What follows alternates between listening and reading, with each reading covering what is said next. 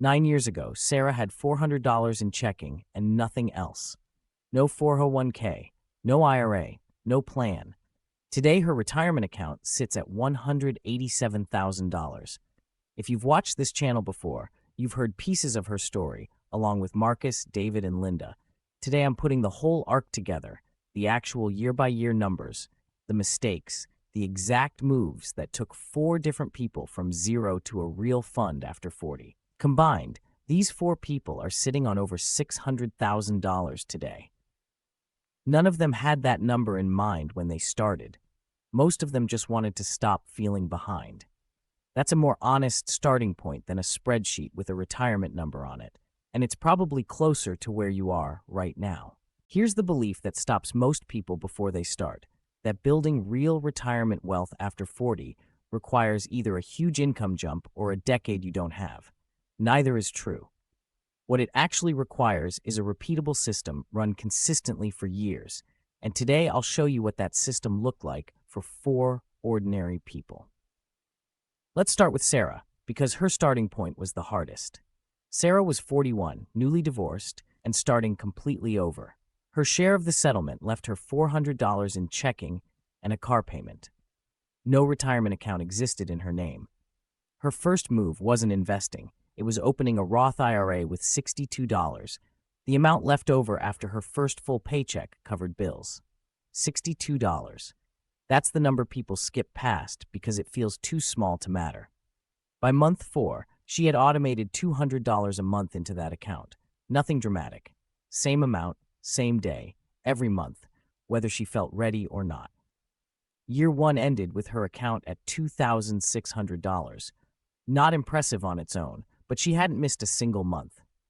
Here's where it gets interesting, and this is the part most late starter content skips. In year 3, Sarah got a modest raise.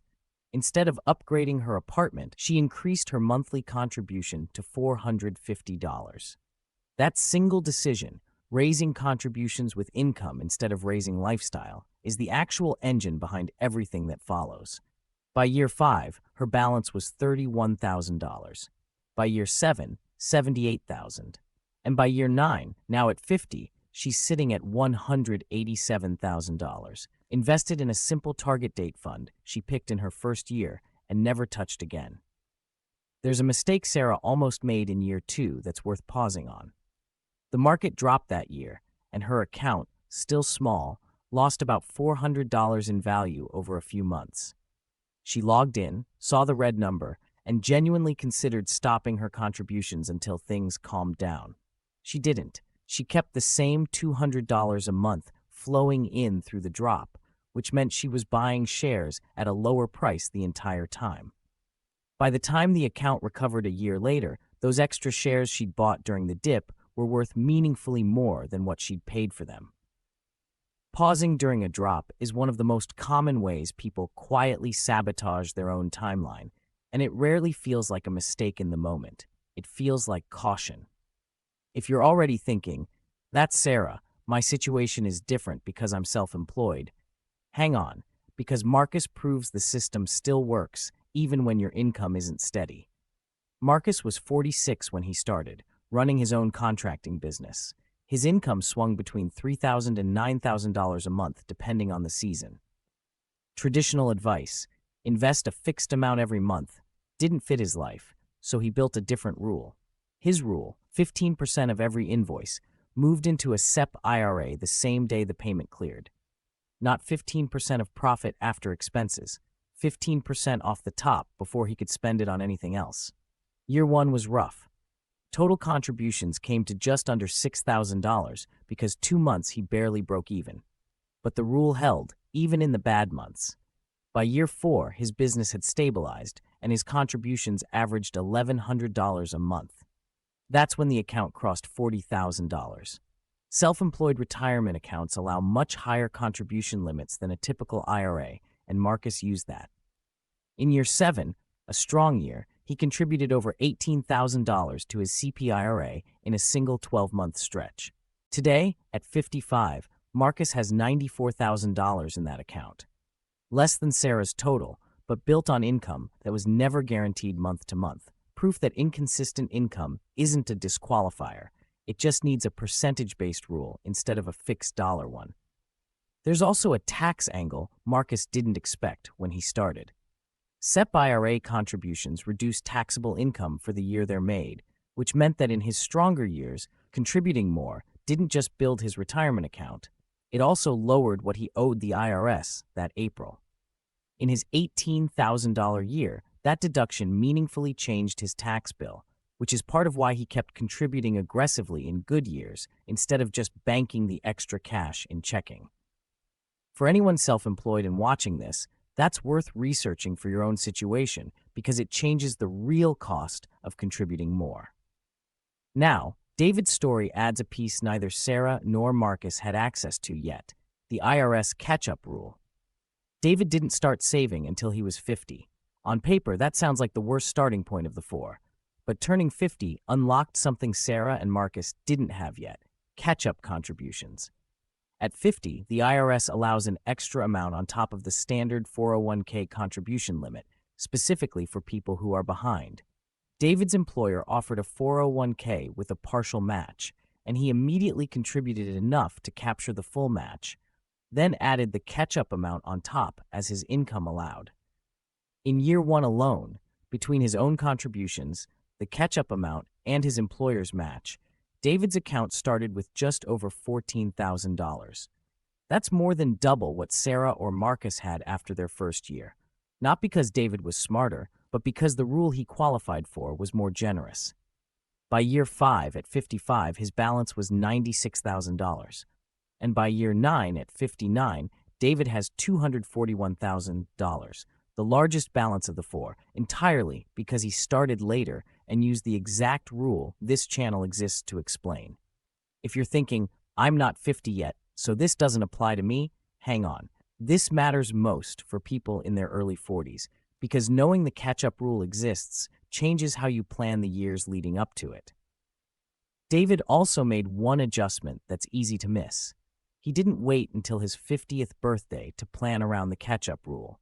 He spent the 2 years before turning 50 gradually raising his contribution percentage, so that by the time he actually qualified, increasing to the higher limit felt like a small step instead of a sudden jump he couldn't afford.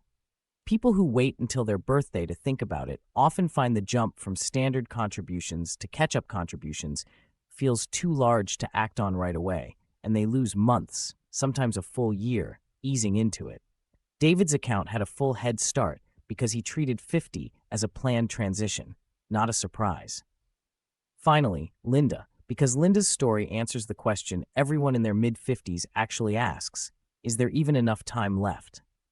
Linda started at 54 with $12,000 in an old employer 401k she'd forgotten about, and nothing added to it in over a decade. She gave herself a 10-year runway and built her plan around one number, how much she needed by 64. She worked backward from a target, then split the required monthly contribution between a 401k and a Roth IRA to balance the tax treatment. $1,400 a month, split roughly 60-40 between the two accounts. 6 years in, at age 60, Linda's combined balance is $163,000. She's 4 years from her target date, on pace to reach roughly $310,000 by 64.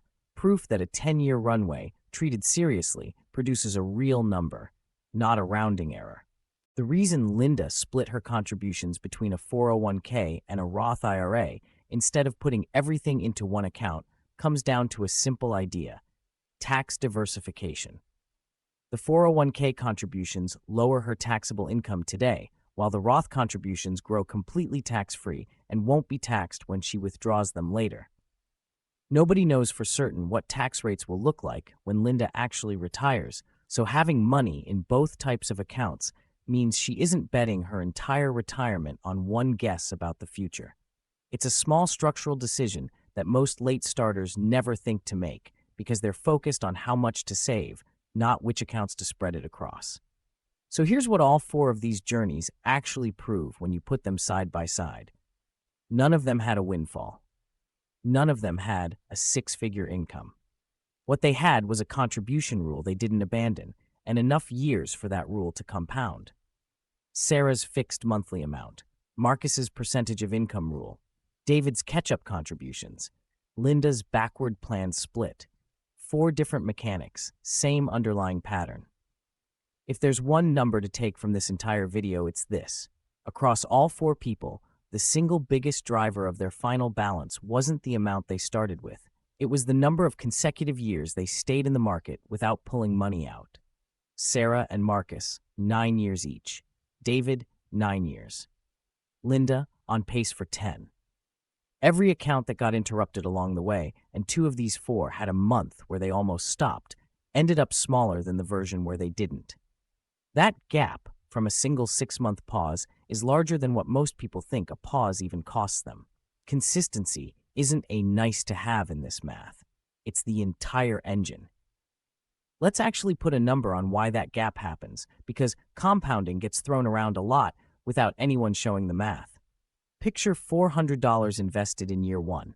Left alone for 9 years at a typical long-term market return, that single $400 contribution roughly doubles on its own, growing into around $700 without another cent added to it. Now picture that same $400 invested in year 8 instead of year 1. It only has 1 year to grow, so it's still worth close to $400 by year 9. Same amount of money, same person, same account. The only difference is when it went in.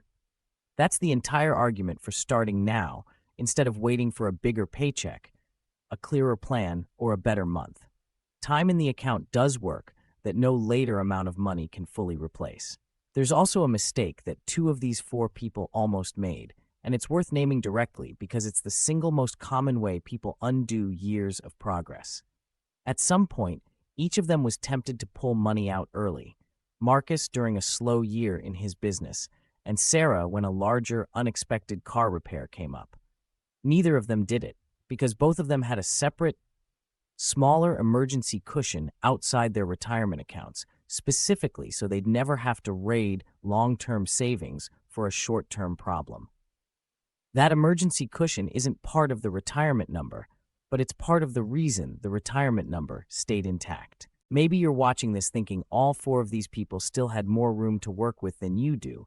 Maybe you're closer to 58 or 60 with less saved than Linda had. The math doesn't stop working, it just changes what you lean on. With a shorter runway, the catch-up rules matter more, not less, because they let you put in more per year to make up for fewer years overall. A 5-year plan built the same way Linda built her 10-year plan. Starting point, target number, monthly split between account types, still produces a real result. It won't look like David's $241,000, but going from a forgotten old 401k to a genuinely usable retirement cushion in 5 focused years is still a completely different outcome than doing nothing, and it's a far more common starting point than people admit out loud. If you're starting today with genuinely nothing, no savings, no account open yet, here's the exact order to follow, based on what worked across all 4 of these cases. Open the account first, even with an amount that feels embarrassingly small. Automate a contribution, fixed or percentage-based depending on how steady your income is. Increase that contribution every time your income increases before your spending increases. And once you turn 50, immediately use the catch-up rule. Don't wait a year to look into it. One tool that made tracking this easier for people in similar situations is Empower's free net worth and retirement tracker. It's what lets Sarah and David actually watch these numbers move in one place instead of guessing. Instead of logging into 3 different accounts to piece together a rough picture, they could see the whole balance across every account, updating automatically in one dashboard. That kind of visibility is part of why staying consistent got easier over time instead of harder. Watching the number move upward, even slowly, made it easier to keep going. There's a link below if you want to see where your own numbers stand right now. 4 different starting points, 4 different incomes, one pattern that worked for all of them. If you've been waiting for proof that this actually works after 40, this is it. Not a projection, not a hypothetical spreadsheet. 4 real account balances built the slow, unglamorous way, one contribution at a time, over years that have already happened. Next time, we're covering something almost nobody talks about honestly: what financial advisors won't tell late starter investors, including a few incentives that quietly work against you. If any of this hit close to home, that video is where the last piece of the puzzle goes.